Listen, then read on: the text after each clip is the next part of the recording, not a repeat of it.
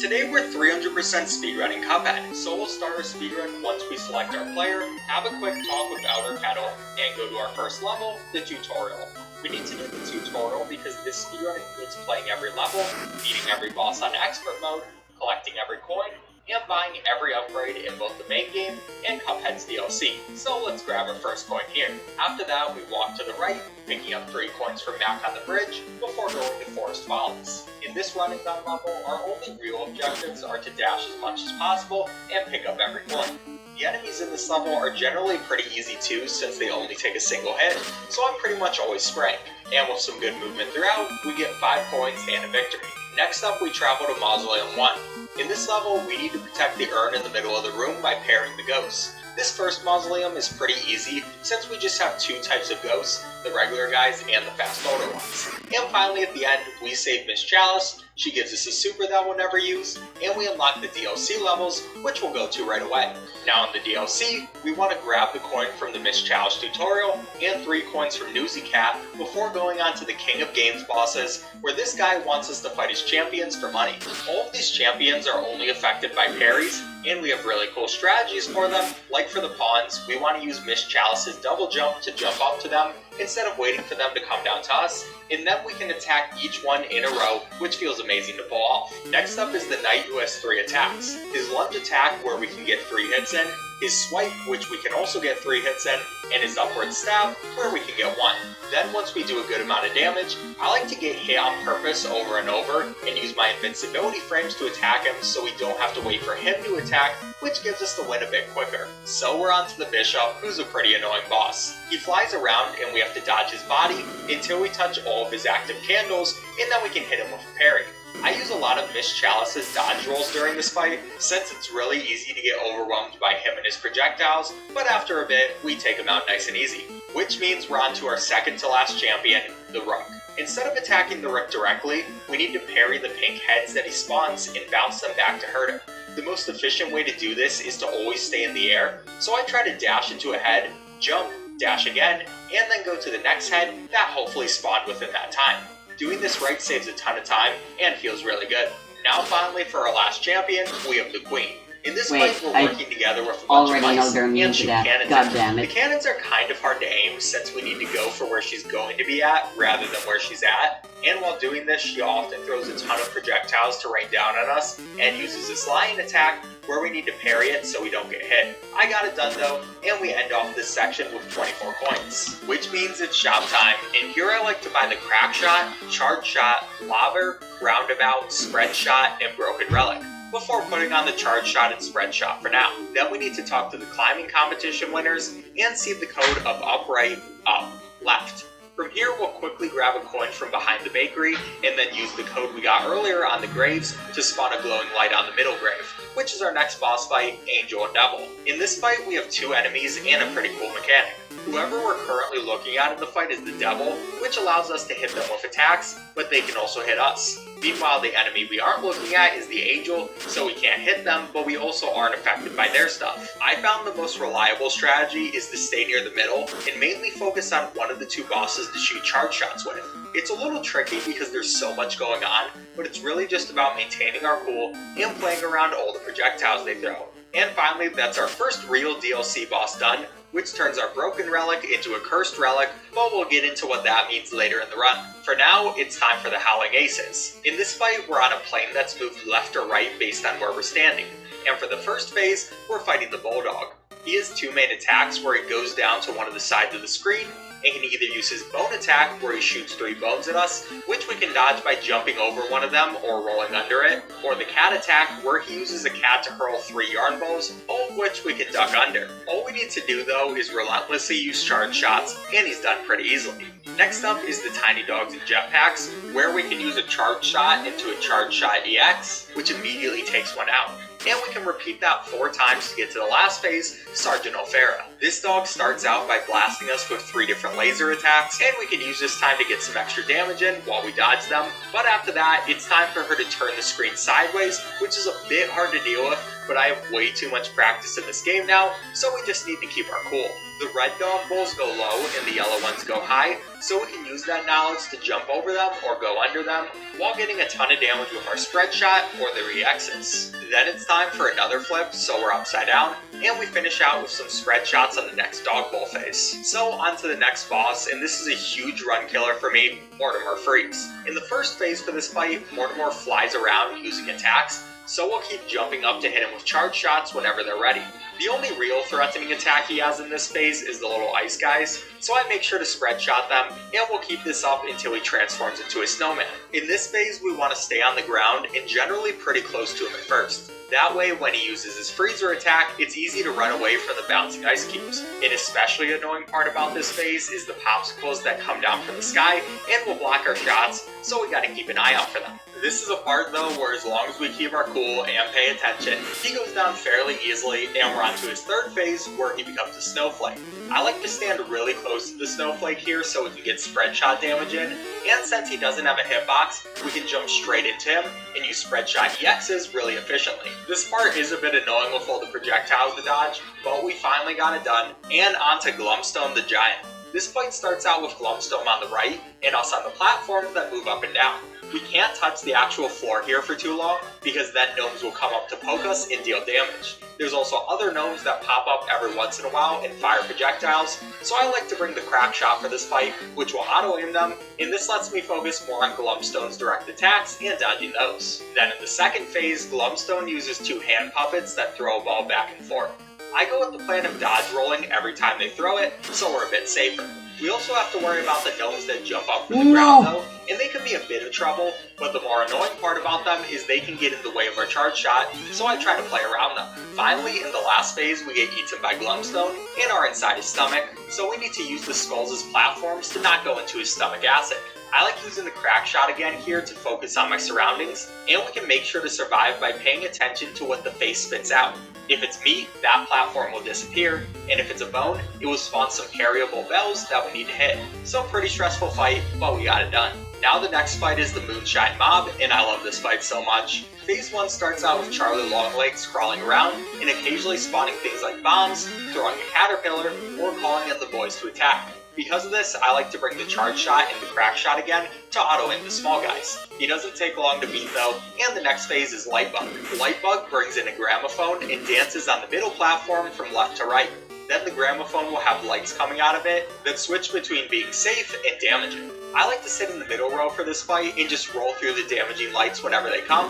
That way I can very easily hit Lightbug. For the third phase we have the Anteater, but we can get a bit of damage in between phases by hitting the announcer snail in its hat. Then the Anteater sticks his nose out the left or right side and sometimes tries to lick attack us. Pretty easy stuff to dodge though as long as we're paying attention, and we take him out only for a fake knockout message to happen and for the announcer snail to come back where we're just going to hit him with a charge shot and EX to finish him off. So it's time for our second to last DLC boss, Esther Winchester.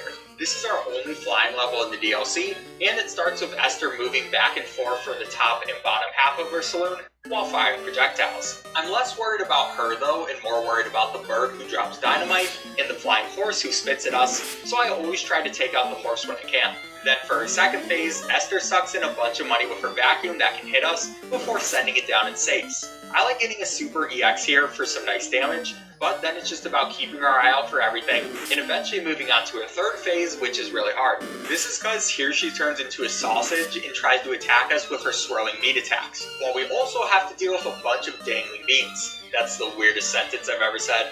but I just make sure to turn small whenever possible and keep up the pressure on Esther, leading us to our last phase where she gets packaged into a meat container. In this phase, we need to dodge the sausage links by going through their skinnier casing parts and avoiding all the pepper she shoots at us. And since we only had 1 HP this far, I was pretty terrified of losing the run, especially since it was this good.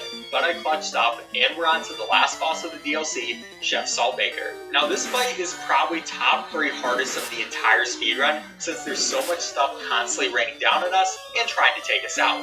First we have his limes, which switch between going above and below us, while we also need to pay attention to the fireballs on the ceiling of the level that come down every once in a while. Then before the lime attack is even done, he sends out sugar cubes that we also need to start dodging from the other side. And it keeps up this pace with all these projectiles for the entire first phase of this fight, making this a huge reset point for me. But I was determined to make this run survive.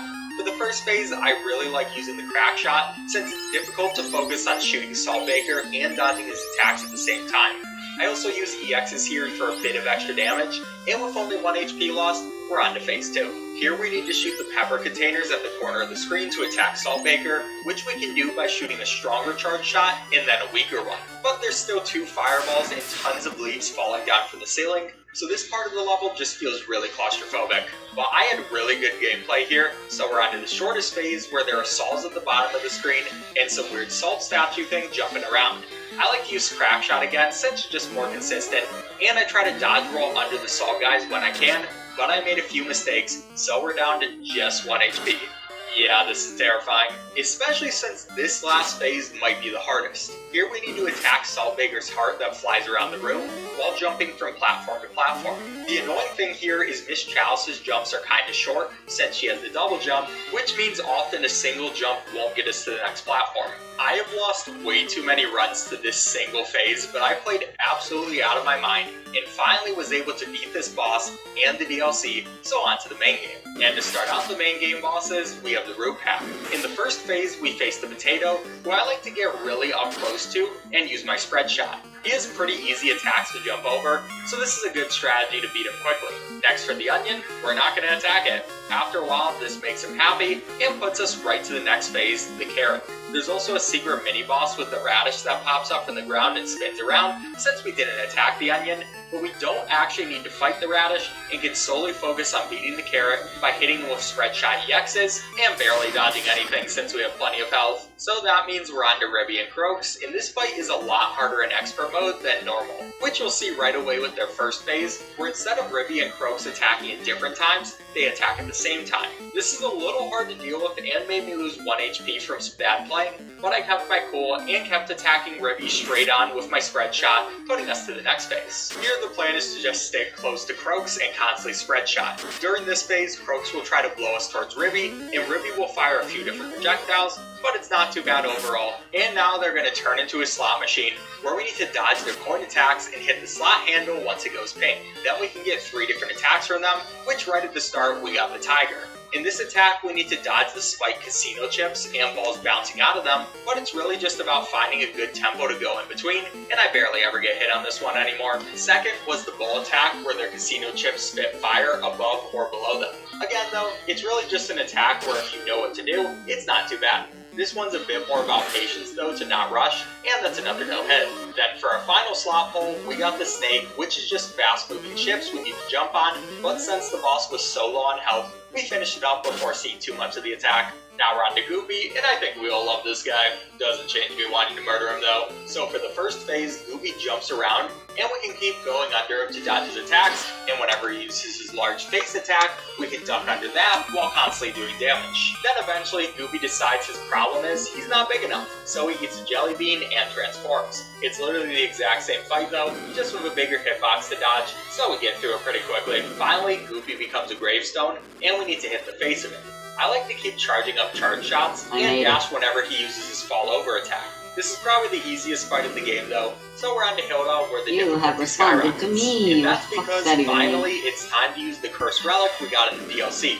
Basically, the cursed relic is a charm that we need to upgrade throughout the game to eventually transform it into the divine relic.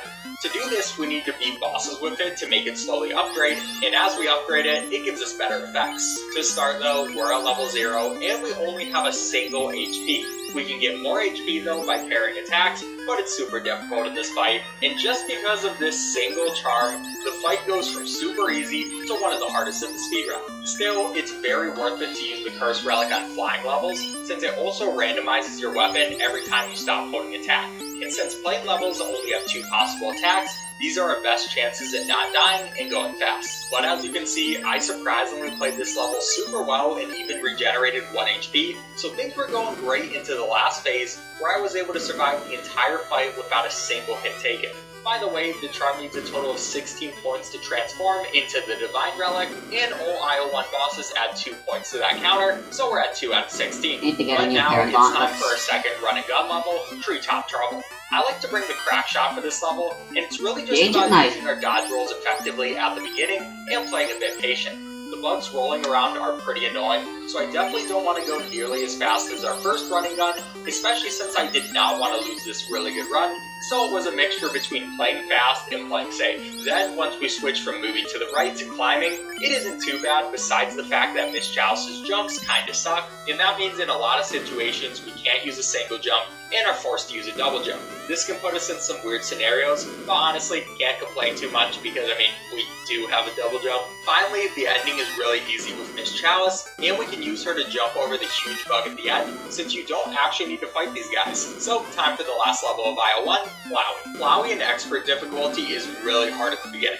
The biggest reason is for phase 1, instead of switching around his attacks, he only uses the one where he spawns a bunch of smaller enemies. Because of this, I try to parry the pink seeds since they have the most annoying enemies, and for the other guys who spawn, we can use our crack shot. Then finally, once this part is done, it becomes much easier since Flowey just uses his other phase 1 attacks, so I try to get as close to him as possible and pop some EXs. After that, on his last phase, we can no longer touch the ground because of his roots, and need to stay on the platforms that occasionally get attacked. But again, compared to the very first part of this fight, everything else is super easy, and with just a bit of time, we get IO1 officially done. Well, almost done, because we also need to grab this coin that unlocks after the Flowey fight, but now we're on to IO2 and Bonbon. For Bonbon, her first phase gives us 3 mini-bosses, and we got the most annoying one first, the Muffin. The Muffin guy jumps around and tries to splash us with his frosting, so I try to stay away and hit him with charge shots whenever he hits the ground. Next, we got the Waffle, which flies around the map, and occasionally separates its body to attack us with its different pieces. Yeah, it's a weird and probably painful attack, but again, stay away and charge shot from afar. Then the third mini-boss was the Gumball, who's definitely her easiest mini-boss, since it just follows your movement. I somehow did get hit here though, but we still took him out, so it's fine. Now while Bonbon transitions to her last phase, I like to get a couple spread shot EXs directly in her face before backing away and using charge shot again. In this phase, she has an attack where she throws her face at us, and one where some candy balls roll on the ground, but we get it done, on to our next run and gun. This is Funfair Fever, and it's a pretty fun level. It starts out with this trampoline guy who follows underneath us, but we barely even need to use him, since we have Miss Chalice, so we double jump over almost everything. Then there's this part with the magician trying to attack us, and people rolling on balls, but it's super simple as well. Third, we have a couple walls of enemies blocking our way, and these platforms that collapse when they're hit by cannonballs. I like to use the spread shot here to deal with the little guys, and eventually we make it over to the wall of cannons, where we can charge shot them 2 times and take them out. Now it's another guys on balls section, but again, very little problems. And that leads us to our next mini boss, which we completely skip by jumping over, and yeah, I love doing that. So finally, onto the last section, where there's a giant hot dog shooting condiments at us, and pretzels jumping on every few platforms. So I like to roll under the pretzels to stay safe, and eventually just damage boost through the hot dog at the ending, giving us another 5 coins and a win. But we don't have time to celebrate because it's another Cursed Relic level, this time with only Warbles. Now this level isn't the worst with only 1 HP, but there's a lot of different things that can hit you, so I like playing it fairly safe. At the first phase, I try my best not to take out the entire line of birds that come through, that way we can parry the pink one at the end, but it's kind of hard sometimes and is a risky scenario if Wally hits us with a surprise attack, but I was able to get 2 parries off here, so we were closer to some additional HP.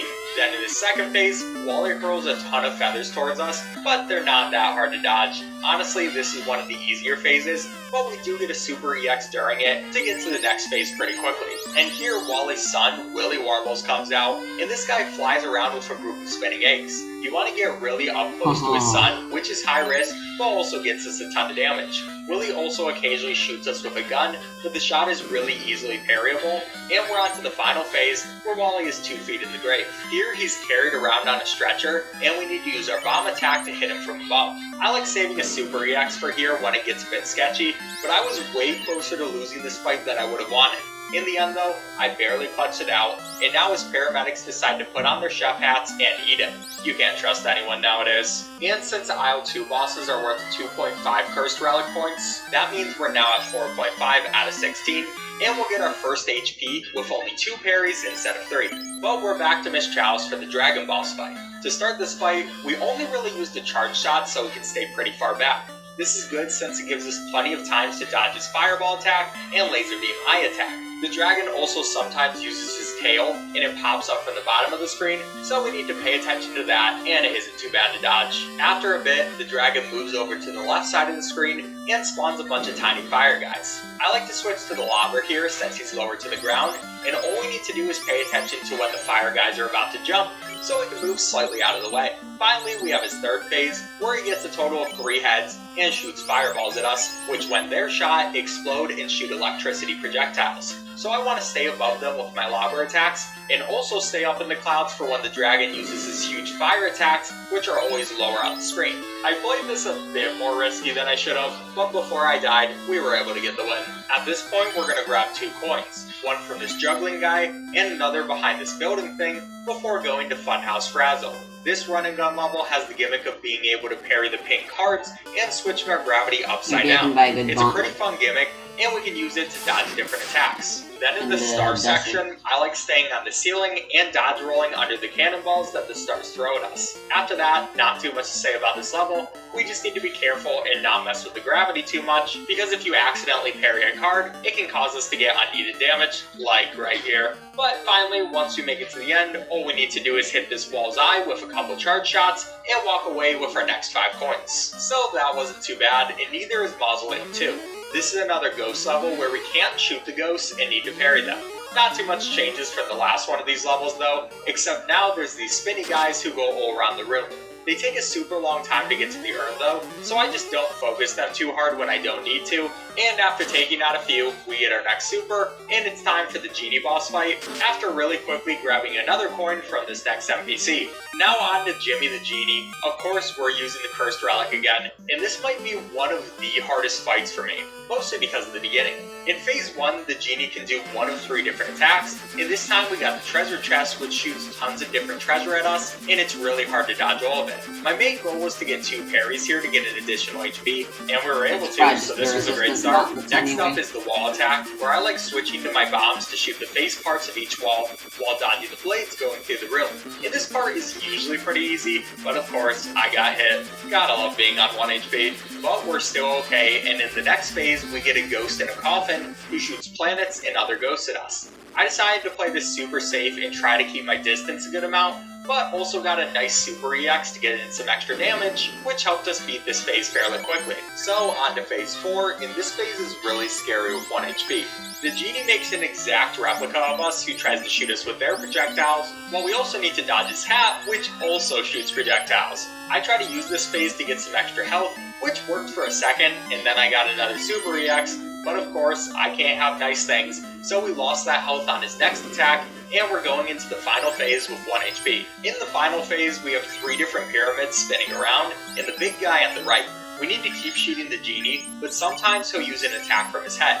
Because of it, I like to stay down low, but sometimes that is impossible since his pyramids occasionally shoot lasers. So all of this together resulted in maybe the closest call of the entire run, but I was barely able to survive. This speedrun is so stressful, but at least now we have 7 cursed relic points. So we're on to the last boss of Aisle 2, Davy the Clown. This fight used to be one of the hardest for me, but Miss Chalice makes it a lot easier. First, instead of needing to jump over Beppy, which makes it really hard to dodge his ducks, we can just do a dodge roll through him when he's trying to hit us with his go-kart, and this makes the first phase a lot easier. Now on to phase 2, Beppy inflates his head, sends out a train, and attacks us with inflatable dogs. But since his head doesn't damage us, we can use a bunch of spread shot EXs and get through this one pretty easily. Next, for phase 3, Beppy comes down on a horsey that shoots projectiles, while we still need to deal with the train. Whenever the train isn't here, I just sit beneath Beppy and fire off spread shots, but when we need to get on the train, we need to play a bit smarter and use our charge shot. Overall though, another easy phase, and for the last one, Beppy is now a carousel, I guess? So we want to jump on his platforms in order to dodge the train and get in as many EXs on him as possible. After a while though, he'll send out a bunch of penguins who throw baseballs at us. I wasn't really worried though since we still had 3 HP and there was no way we were losing this one. So in the end, we took him out and that's Aisle 2 officially done. Which means we're on to the first boss of Aisle 3, Rumor Honeybottoms. And this is another level that's way easier with Miss Chalice. We start out with the security beat, which we can simply charge shot from far away. Not too many projectiles to worry about in this section, so it's probably the easiest part. Then we have to fight Honeybottoms as she sticks her head out on one of the sides of the screen or the middle. We got the middle attack first, and in this one we need to dodge the bee bullets by jumping on different platforms. It is a little difficult just to keep the damage up during this phase, but went pretty well overall. Next she went to the right where she spawns a pink circle, and I like to just move around it using different platforms, since parrying it can sometimes cause us to get weirdly hit if we aren't careful. After that she went back to the middle for this attack again, and it worked out perfectly since it's a really long attack, so it allowed us to get a ton of damage in that will carry over to the next phase. Then finally she came down in the middle with a book, which is another great time to get damage before heading to her plane form.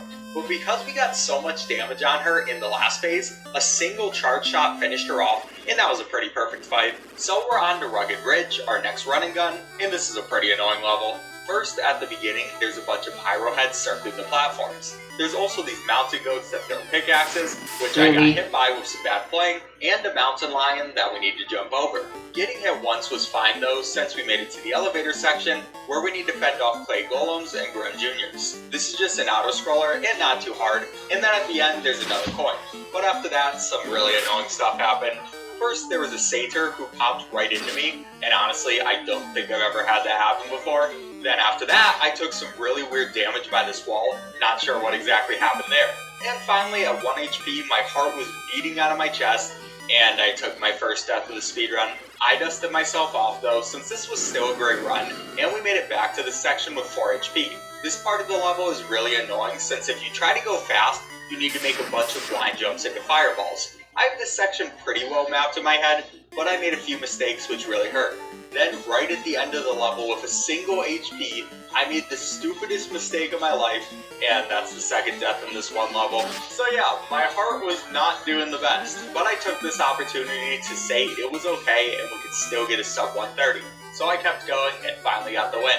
I now officially hate this level though, and we're going straight from one stressful situation to the next, since it's time to face Dr. Call's robot with the Cursed Relic. This is a super stressful level, but here's the strategy. First, we want to take out the head, because its attacks are some of the most annoying. Then we can go to the stomach of the robot and start attacking that, while occasionally pairing the pink laser devices, which help us get a bit more HP. Then we can deal with the middle section of the robot, and after that's taken out, he reveals his heart. This part is just about focusing hard on everything around us and aiming very intently on the heart. So much can go wrong in this section, but I kept my cool and we're at 3 HP into the next phase. And this phase is quick since we can use a super EX to do a ton of damage. Then we just need to hit him a few more times, leading us to the last and most frustrating phase. In this phase, Dr. Call sends waves upon waves of electric balls that we need to dodge, along with these electric walls that move up and down.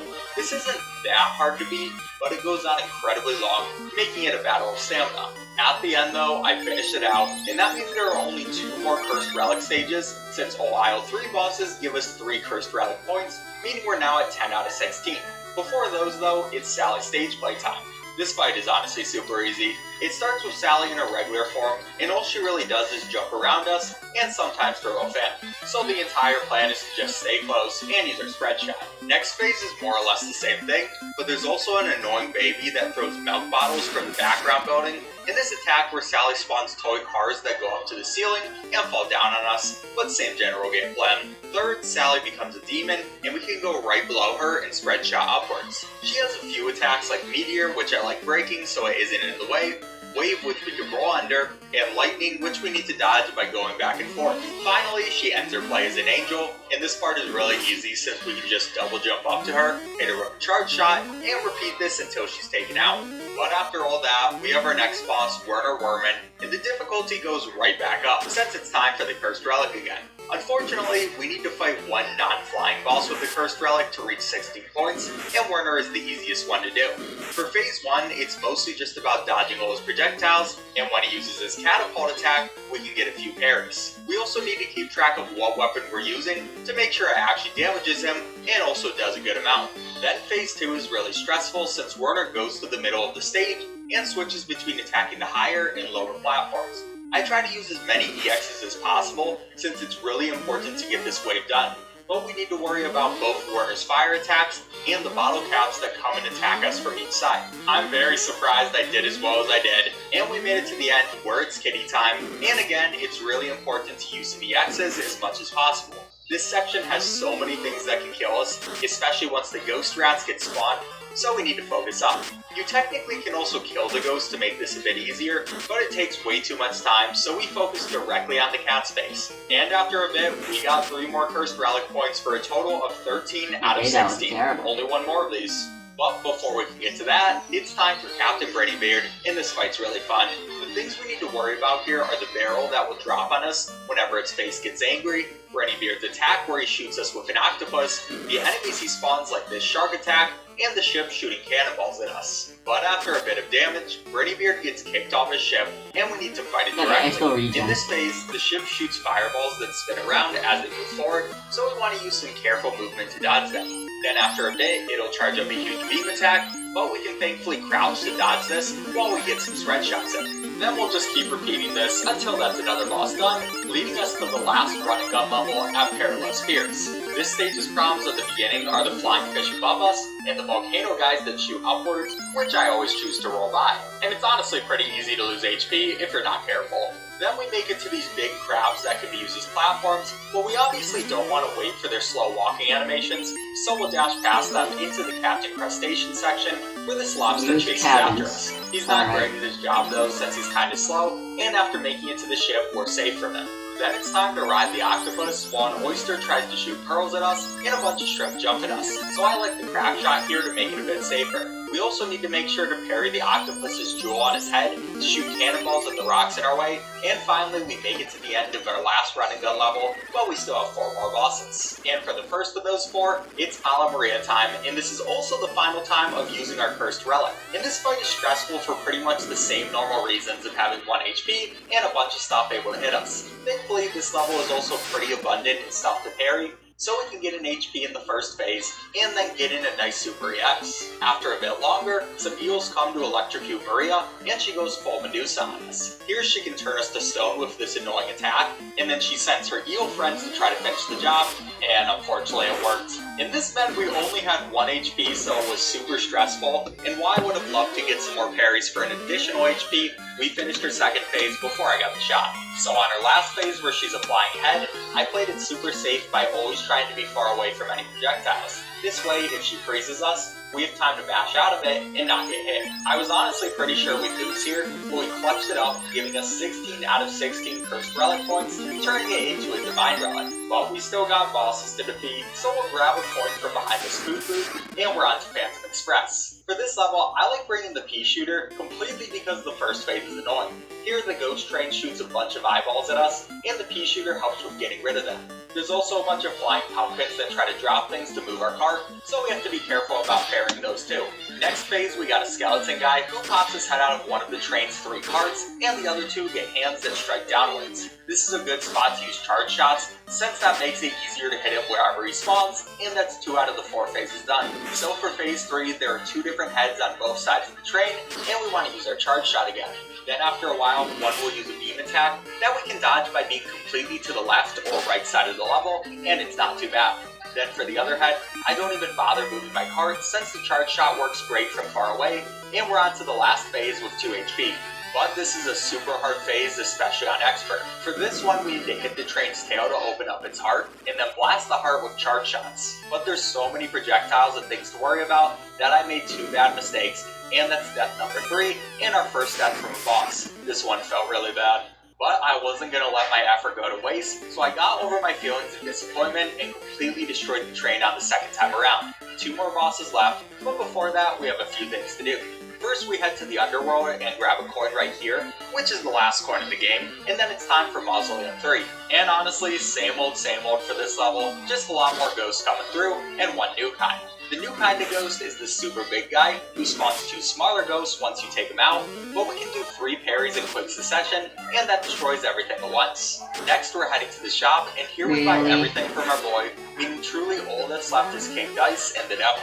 But before that, we're actually switching off Miss Chalice, and instead we'll bring Smoke Bomb for a reason I'll explain later. So let's start with King Dice, and this is a lot harder at 100% than any percent, because to get 100%, we need to beat all of his mini-bosses. Normally for King Dice, you only need to defeat whichever 3 you have the easiest time with, but for this run, we can't skip anything. For our first boss, we have the Tipsy Troop. This is a collection of 3 different types of alcohol, all with a different attack. The whiskey shoots its alcohol into the air and it lands down at us, the rum tips over and attacks the ground, and the martini spawns little olives that shoot us. But altogether, it's pretty easy since we can just take them out one by one, so on to the next. By the way, in between, the best way to always get a 1 on the dice is by hitting it as soon as King Dice spawns it. Little tip if you ever want to try the speedrun. And next up is the Poker Chips, which is pretty simple. The only way to damage the boss is hitting the top stack of blue chips, and whenever he attacks, we can smoke dash through the lower chips and duck under any higher ones. And pretty quickly, that's number 2 done. Now we have Mr. Wheezy, and in this fight, we want to stand on the side that the boss isn't at and shoot him from afar. He has spinny fireballs, but they aren't too bad, and then when he moves to the other side, we move as well. After shooting him over 20 times, he's finally taken out. So next up is the Dominoes pieces, and this one can be kinda hard. There's both projectiles the boss spawns and the spiky ground that sometimes spawns, so it can get a little tricky, but we were patient and we're on to the rabbit and a hat. And this one can be pretty annoying usually, but it's a bit nicer since we have the smoke bomb. He has 2 main attacks, one where he spawns skulls all around us and we need to smoke dash through, and another where he spawns symbols that attack and we need to parry the pink one. I also like making sure I get a couple EXs in here and there, and it takes a while, but eventually we finish it out, which means it's horsey time, and this level is annoying. First we have the main horse who spawns presents, and they explode into multiple horseshoes. And while we're doing that, there's also the little horse rider guys at the bottom. The only one that's really worrisome though is the blue ones, since they always jump up once you pass by them, so that's something to keep track of. I lost a couple of health here, but I wasn't doing too bad because at the very least, King Dice gives us 3 free heals. Next on to the roulette. This is a super simple strategy where we charge a shot, and whenever she rushes towards us, we smoke dash into her, which both does damage and makes us dodge her hitbox. This is one of the reasons we wanted Smoke Bomb, and results in a quick win. Then next up it's 8-ball time, and this guy's really easy. All we need to do is shoot upwards a bunch and use EXs when we can. There's a couple things to dodge, but it's not bad at all. And for the final mini-boss, we have Mr. Chimes. I hate Mr. Chimes. First, we need to remember where the matching cards are from the beginning of the level, and then hit a matching pair to wake the monkey up so we can hit him. He'll do some music attacks until we take him out, and we repeat this for a total of 6 times. It just takes way too long. So with all of those now done, we can finally fight King Dice, and he's the main reason why we wanted Cuphead instead of Miss Chalice, since King Dice's attack is where he spawns a bunch of playing cards, and we need to parry off of them, so it's better to have Cuphead with his regular parry instead of Miss Chalice with her dash parry. Other than that, it's just a bunch of shooting and EXs, meaning there's just one more boss left to go, the Devil. Now at this point, I had been on an 8-hour spree of attempting the speedrun over and over again, and none of those previous runs got me to the Devil, so I was kinda worried about this one. But I didn't have time for that, it was time to win. And our main goal for the first phase is to keep double jumping and hitting the Devil with spread shot EXs to do a ton of damage. While we're doing this, he has a bunch of annoying attacks and all the little devils running around the ground, so there's a lot we have to keep track of. And all the mayhem did make me end up losing 1 HP, but 3 HP into the second phase isn't too bad. Now at this point, we want to solely focus on the Devil's eyes. They're nice and big, so we can easily hit them with spread shots and EXs to get huge damage, while we also keep track of all his attacks. After a while though, 2 of our platforms disappear, and it gets way more claustrophobic with tons of stuff trying to kill us. Still though, we had the same game plan of attacking his eyes and trying to dodge everything. Then finally, with just 2 HP left, be at the final phase where the devil starts crying. Immediately I got hit, which was terrifying, but I stuck to the game plan of shooting upwards and jumping slightly to the side whenever a poker chip fell. Finally, after what felt like way too long, we got our win and ended with a time of 1:31:46, which would probably beat my goal of a sub 1:30 if we removed the time for the game's loads like you're supposed to do, but I was too lazy. Either way though, that's 8th place on the speedrun leaderboards, and I'll take it. Alright, subscribe if you enjoyed. Bye.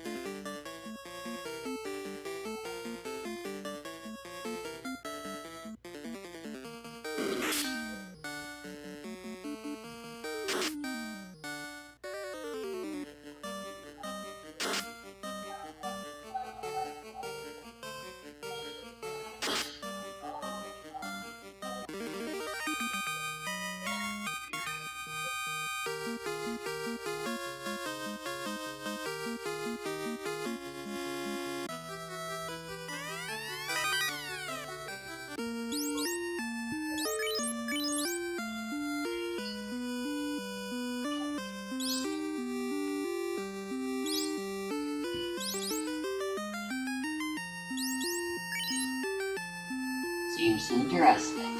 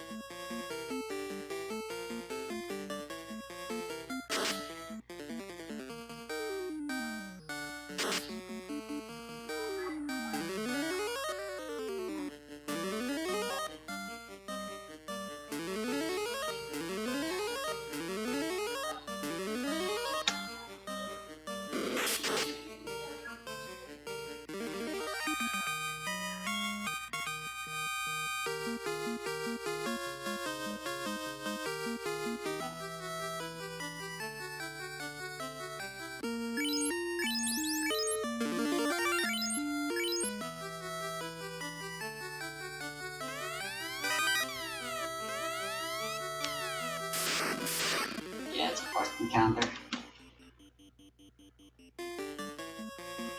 That's super annoying.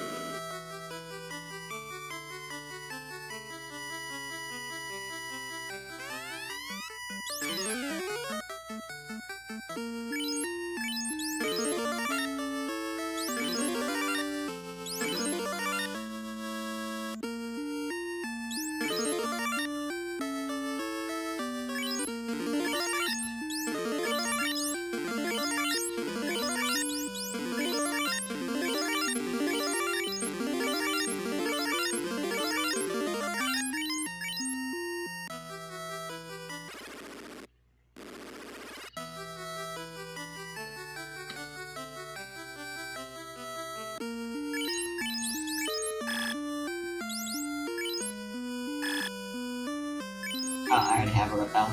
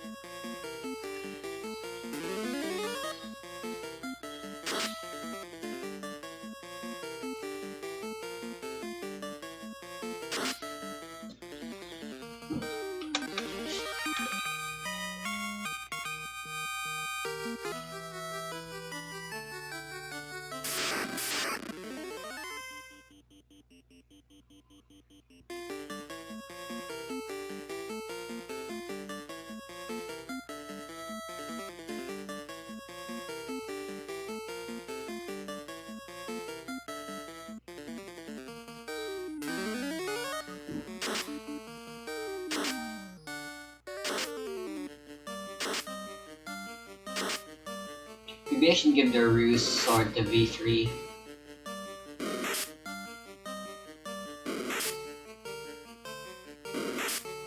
She takes a lot of damage. So does Bailey.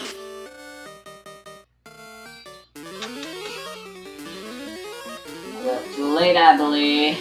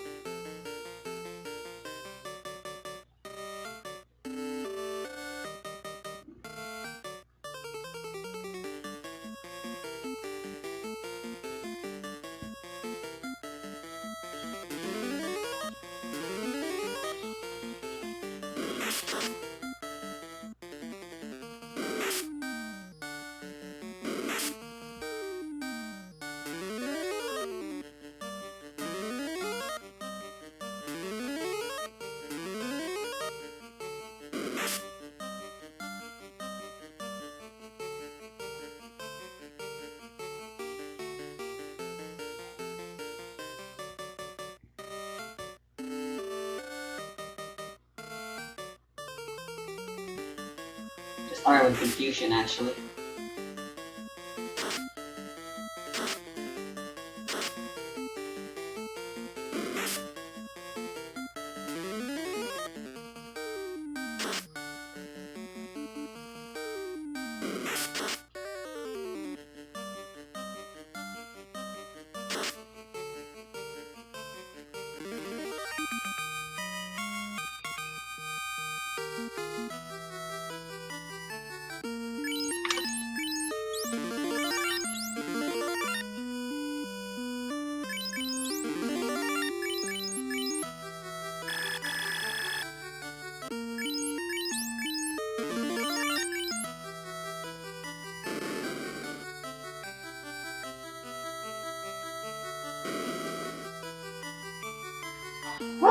We made it.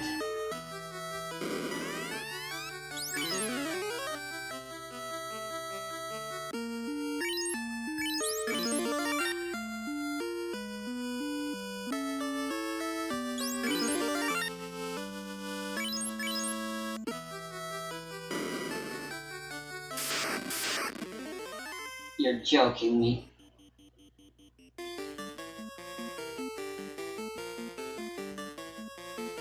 Go away.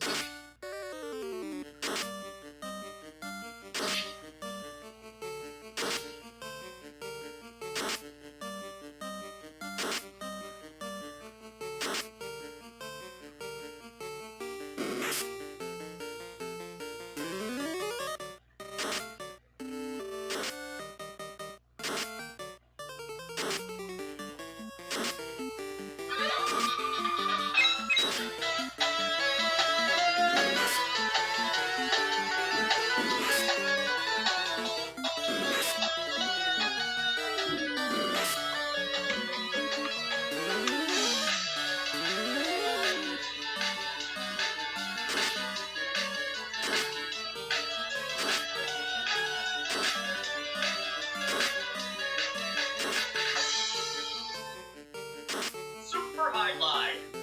One of my most hated, traumatic childhood experiences as a sequel. This is technically Highlight 3. Highlight 2 only came out in Japan for computers and the MSX. I've never played this before. I've never even owned it. The only reason I have it now is because recently a friend of mine had a copy of the game traded into his video game store. Which, by the way, if you're ever in Decatur, Wisconsin, check out Game Trade. It's run by my buddy Greg, who also runs BrothersInsanity.com. I have no history with this, so I'm expecting the worst. The intro sequence starts by saying the young hero must awaken as dark secrets have returned to hunt the land. Evil monsters, kill them, got it. Okay, well, at least the menu screen allows me to make my save file and... Oh, there's character creation?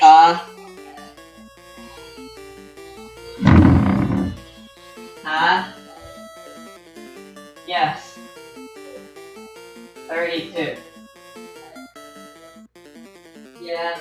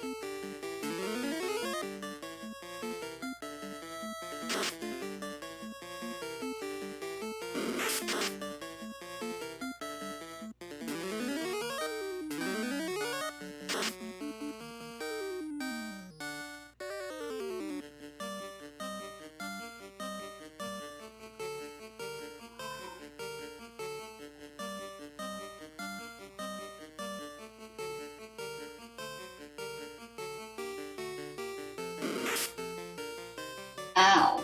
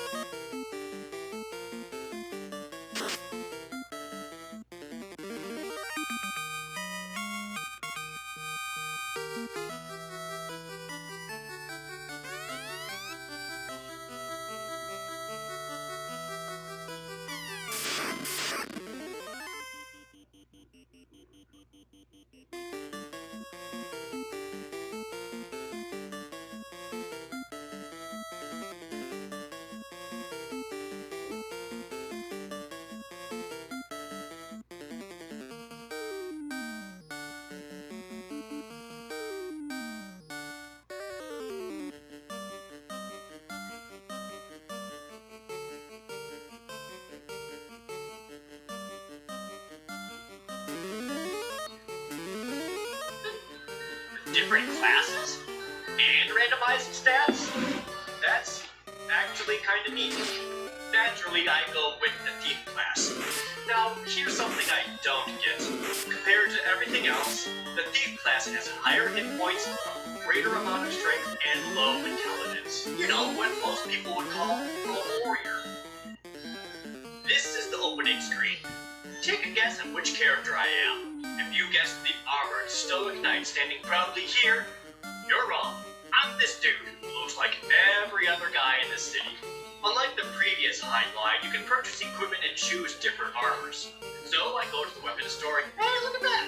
A dagger! I bought the dagger and put it in my thief's hand.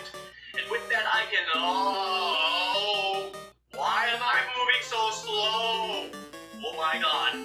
I'm over-encumbered. This is one of the many new systems in Super Highlight. Everything has weight, and your character also has a handle stat. If the weapon's weight is higher than the handle stat, his attack is lowered and he moves really slow. The dagger is too much for my thief. I had to buy a knife instead. So this dagger is too much. But this... perfect. You also can't sell stuff at the weapons store. You have to go to the general store to do that. So I painfully walk slowly all the way there, which according to the in-game clock, takes an hour to do so. At least I can start playing now. So, killing monsters is... Oh! I have an attack button! Holy crap! I've never been so happy to have an attack button! This is awesome! Since I can't afford any armor, the first thing I do is kill monsters to get their gold. It isn't too bad to do so, and pressing an attack button does feel a lot better than... Wait, what? Why'd I die? Okay, starting over, I guess. Grinding monsters to get enough money isn't nearly as... Seriously! Whoa! Killing me! This is another new mechanic for Super Highlight. Hunger. If you don't eat at certain times of the day, your character gets hungry, and and their life begins depleting rapidly. This means having to buy rations at the store and carrying them around with you. All in all, I don't necessarily hate the weight and hunger systems. It's supposed to add realism. And Why did I deal 11 damage? they're not 11 bad hits. ideas, but the way they're done makes them more frustrating The dragon and would- to the player instead of adding layers of depth. Bernie Sanders was feeling particularly mad that time, apparently, I Have guess. too much coin in your pocket and you're sagging around like you've got elephantitis. So pretty much the first half hour of the game is spent killing things for money, so you can afford food, so you can be out killing things longer. Also, you stay up too late past your bedtime, you become sleepy, and you begin dealing 0 damage. You rest and save the game by sleeping at an inn, which costs $1,000? Thought I was getting gold. Gold dollars. Alright, got it. Experience points are also like a currency in this game. You spend experience points at a specific shop in the first town to level up, or you can spend them to learn spells. And unless you pick a magic user class, the spells are worthless, except for 2 of them. Cure and Move, which teleports you back to other cities. So the first hour or 2 of this game is spent killing things to afford food, using food to be out killing things, and then going to sleep. I did this until I got to level 4. But at least now I have leather armor. Oh hey, it shows up on my character. That's actually pretty cool. Oh yeah, before I also learned of an forget. item called I'm the done Money now. Changer, which converts your change into higher values so Don't that you dare, don't you dare, carry don't you less. dare. It's just by itself in a treasure chest out in the world. So I go to pick it up and what this? Okay, I guess I'm here now and I don't Oh, know no, what wait, in the right. world. Why am I need here? to get the slab somewhere. I need to go Please stop. restore the slab somewhere else. Whatever, I'll just make another save now. Random teleports. Because why not? First clue to move on is to find the subterranean city at the graveyard by checking the graves. How the grave is supposed to check